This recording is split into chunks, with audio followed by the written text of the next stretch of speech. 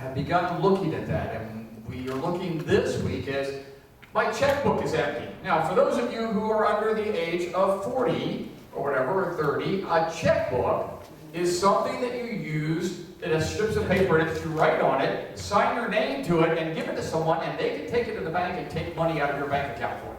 All right? It's sort of like I pay on paper.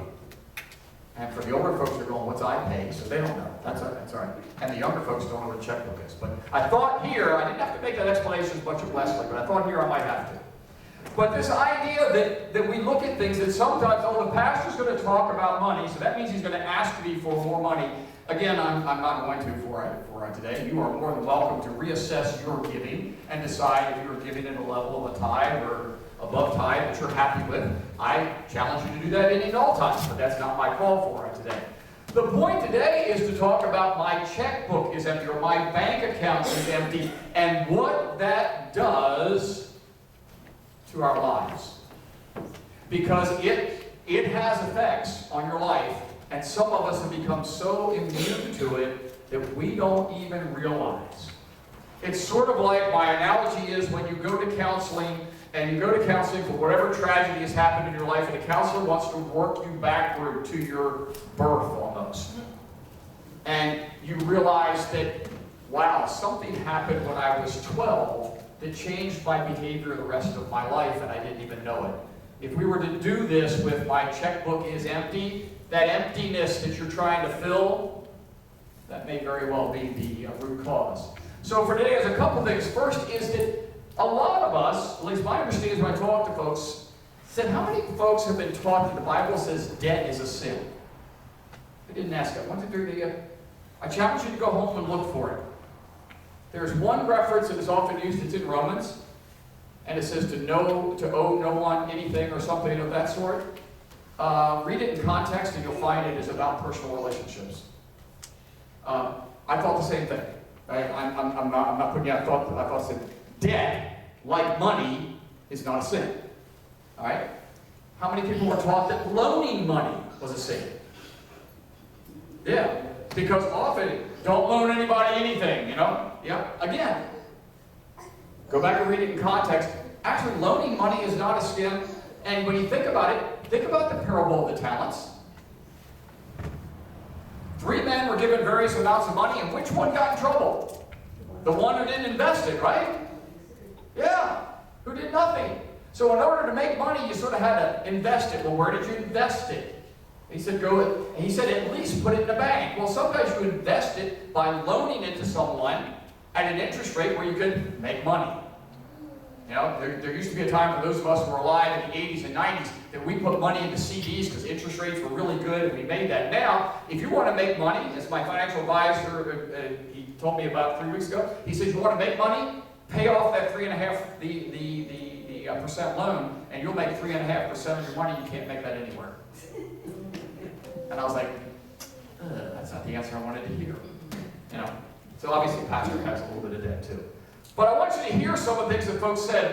There was an author who wrote The Debt of Slavery. He says this: debt can turn a free, happy person into a bitter human being. Actually, some of these are on your handout, and there's some other things on your handout. It's a little different. I don't have fill in the blanks for this week. It's more an FYI.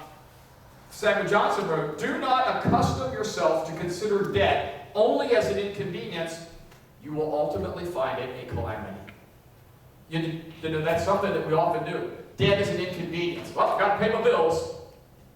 Do you know that the majority of people, when surveyed and asked why they work, do you know what the answer is? To pay their bills. Not to pay off my new car.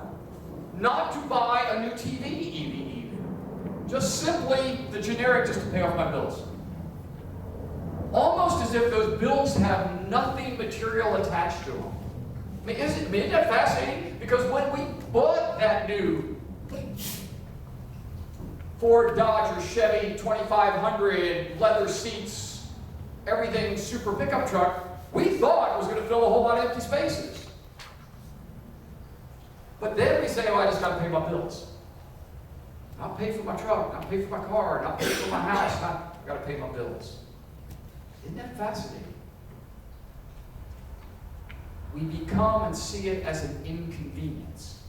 It's just something we're accustomed to. Ralph Waldo Emerson says, a man in debt is so far a slave. And you go, ain't no way, I'm an American. I do what I want when I want. As long as I pay my bills. You do what you want, when the bill payer says you can go do that. Well, maybe we should look at the book of Proverbs. How about 22 and verse 7? The rich rules over the poor, and the borrower becomes a lender's slave.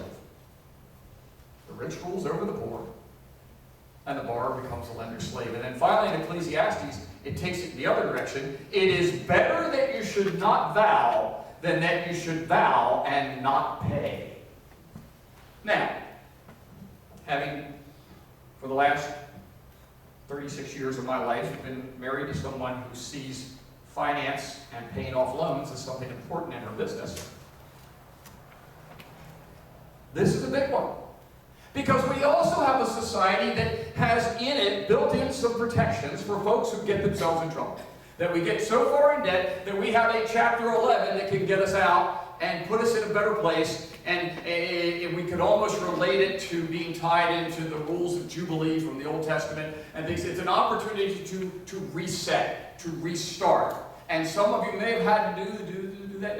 And I'm not placing shame on that at all, but yet today, if you ask those folks in finance, there are many people who consider that their retirement plan. If I get into too much debt, when I get to the end, well, I'll just file Chapter 11. And these are things that they actually hear. So in other words, I don't really owe those people anything. I mean, I borrowed from them. Like I said, I got my Kohl's credit card. That was the Kohl's wrong, yes. And I've got that, and I owe them $1,000, but they can afford it. They can afford it. And so we do that, and yet Ecclesiastes says it's better that you should not vow than that you should vow and not pay. Well, let me tell you a story about a man. And this man had a great job. He was a professor at Oxford University. And apparently, I didn't realize, but being a professor at Oxford is a little different than being a teacher in Howard County, which is what I used to be. Because they made as much money or more than most people in all of England. And they were really well off. And of course, obviously, it had to do with how well your research was and whether he wrote books and whether he was successful. And he seemed to be very successful and continually got lots of pay raises. Then one day he'd been out, and he'd been out shopping because he had money. He didn't need anything, but he was in town and he found some artwork. And he found some artwork that he looked at and he went, you know, I could change the house a little bit when I get back. I could put those on my wall, and they would look really nice. Because in 2017 words, in America, he would say he needed them. Right? Yeah, no, he didn't need them, but he wanted them. So he got them, and he took them home, and he was putting them up on the wall. Doc comes at the door, and it's his housekeeper who comes routinely. And this is the middle of winter in England. And she comes to the door, and when she comes to the door, she comes in, and she's wearing like a flannel jacket. And it's the middle of winter in England. It's cold. And he says to her, why are you wearing that jacket? Why aren't you wearing a coat? You seem to be freezing. And she says to him, I can't afford a winter coat. And he goes, oh my gosh. I mean, he worked at Oxford. He was into helping folks. He reached into his pocket. He grabbed his money because he said, well, I'm going to buy you a coat. And he pulls out his money clip and he goes, well, I've got money,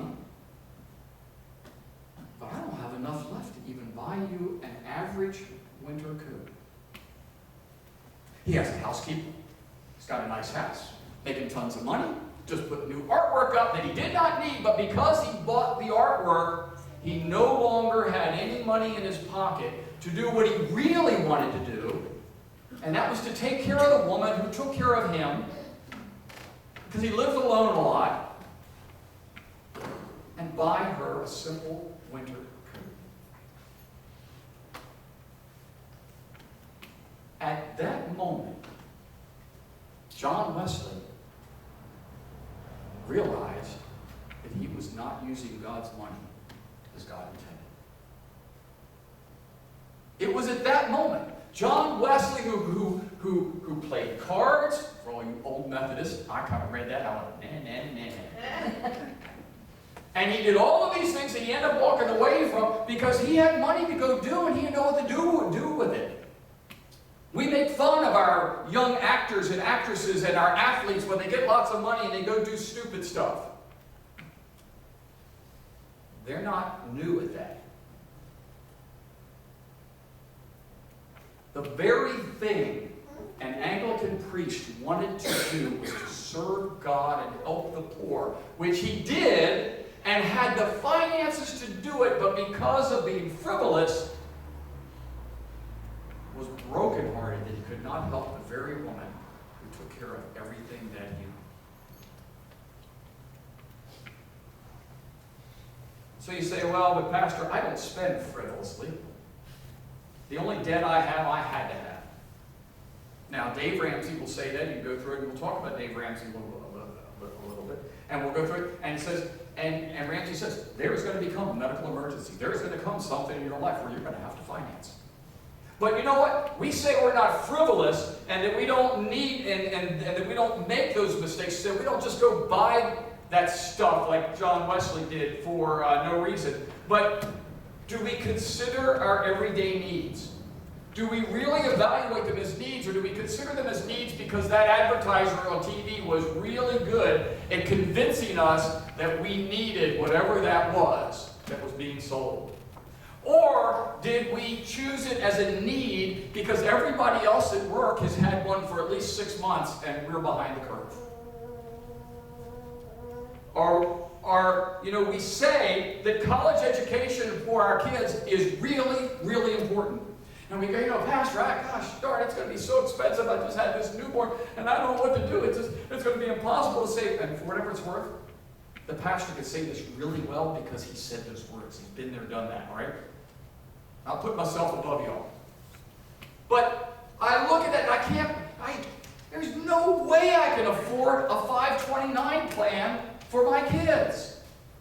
My cable bill is $220 a month. And I need that. We say that we are honoring our church membership and vows.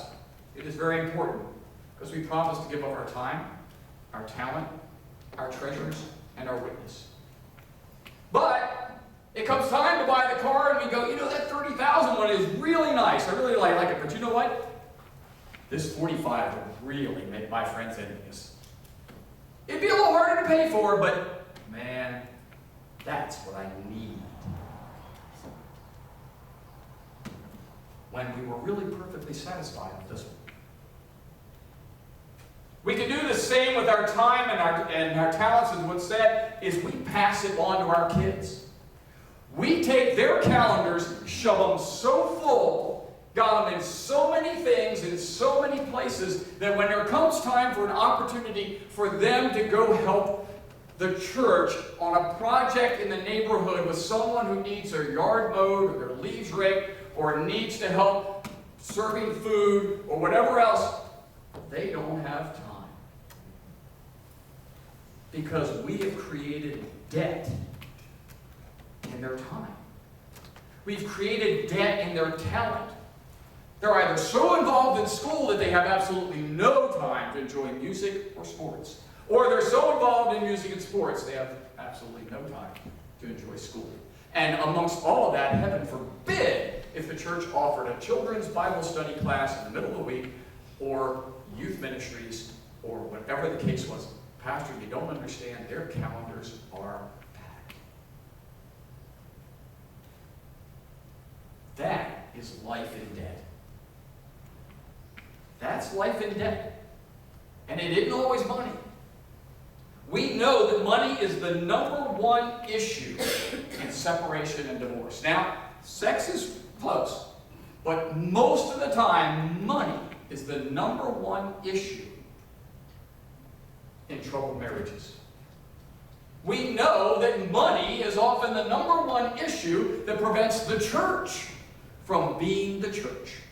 Oh, but Pastor, we've got to have that new item in the kitchen. It's necessary. We use it once a year. It's really important.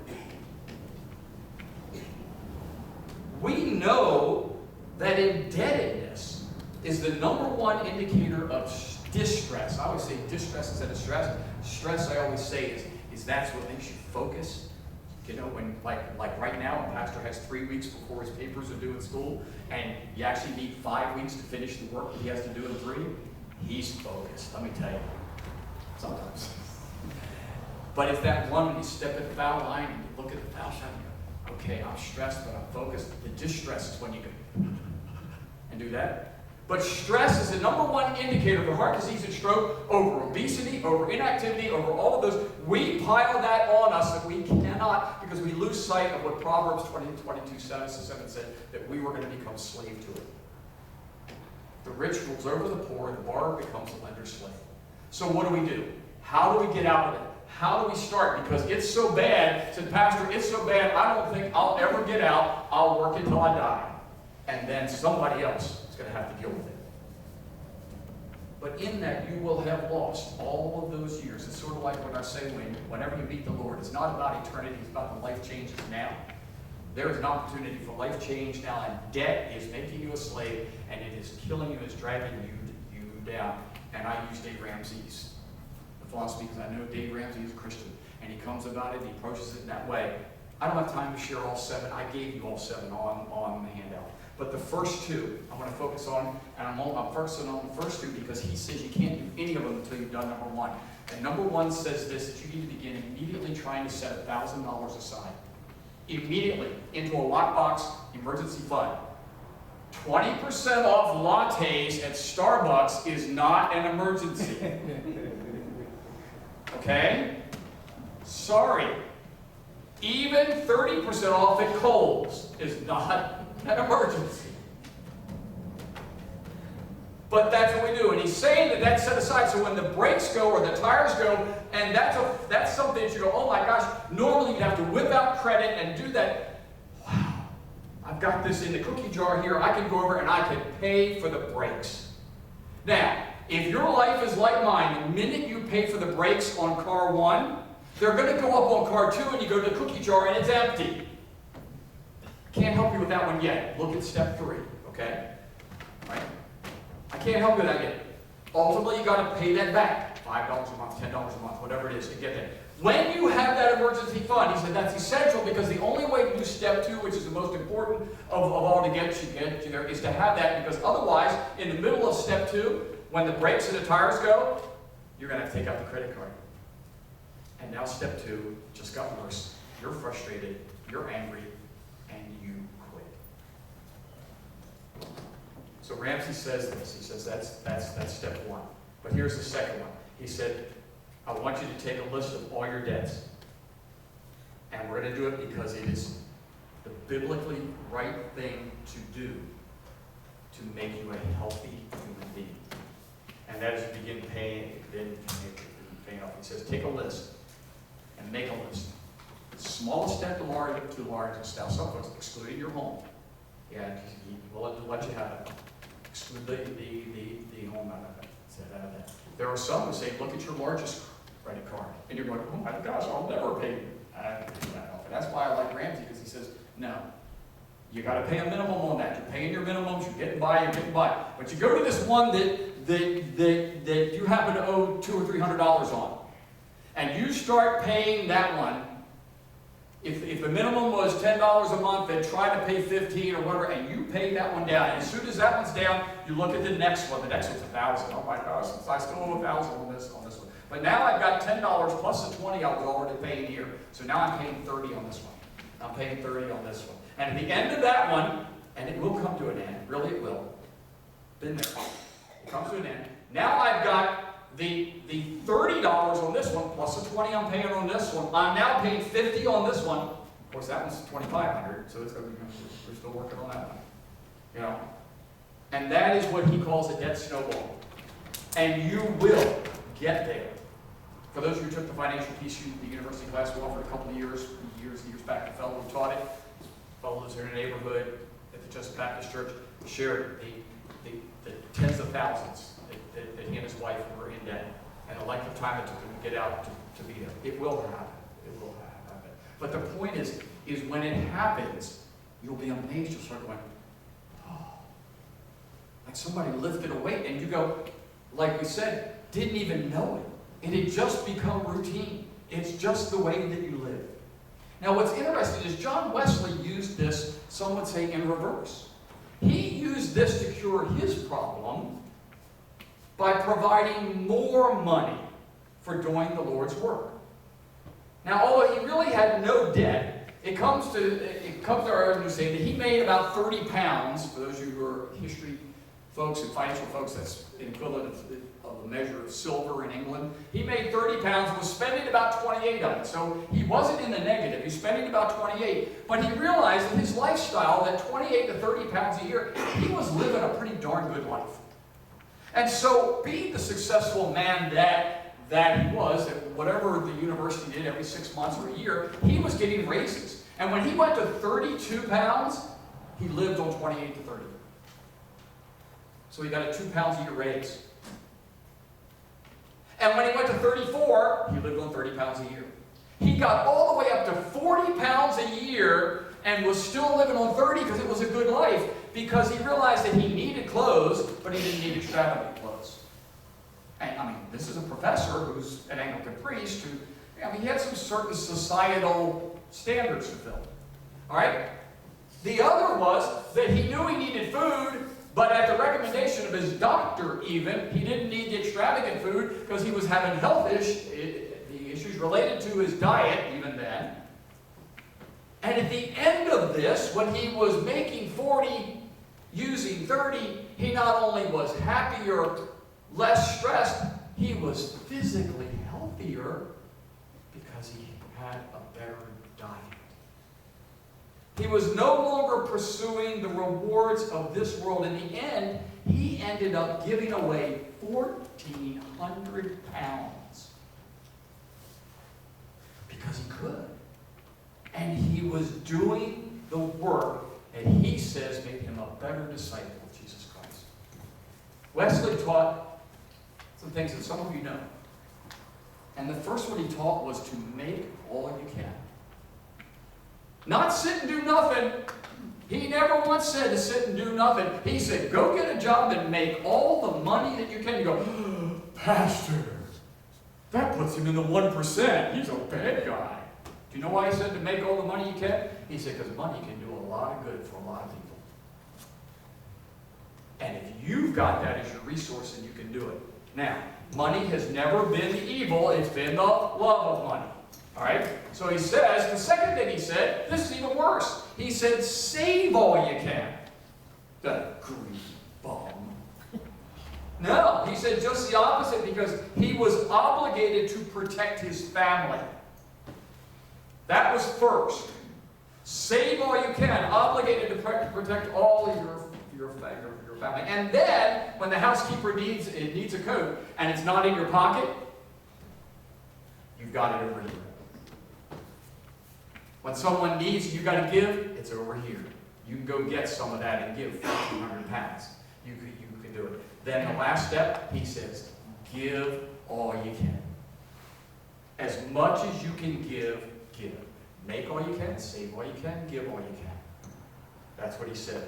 So, what is our focus for today? It's on the strangulation that debt can have on our physical lives, our emotional lives. You will find that as the debt reduces, I'll bet your spouse will find that you're not as snippy as you once were. And you didn't even know that the debt was causing you to be snippy to your kids, to your grandkids, or to your neighbors and friends. Because it's just part of life. America says, just go take more debt. Just go do it. Especially today, it's only 1%, 2%. When you come to the table for today, we always come seeking forgiveness and understanding, but asking the Lord to take away the things that are burdening us. Look as Wesley did. He looked at life. He didn't even know that his spending was affecting his discipleship until after he started setting money aside and being able to do the things he wanted. Until that woman walked in without a coat, he figured she was fine, he was fine, everybody was fine. He didn't need any more money. He had everything he had. We wanted, life was great, until really his passion in life was to serve the Lord with all his heart, with all his mind, all his soul, with all his strength, and love his neighbors himself. And he couldn't do it because he had gone out and bought artwork that he needed. You come to the table today and ask God to fill your emptiness. That stuff you're trying to buy to fill the empty, fill the empty, fill the empty, and then it goes away. Ask him, how can I make all I can? How can I save what I can? And most of all, how can I give all I can? And then I am going to be a lot more stress-free and a better disciple of Jesus. Amen? Amen. If you're able, stand. Apostle, on the screen.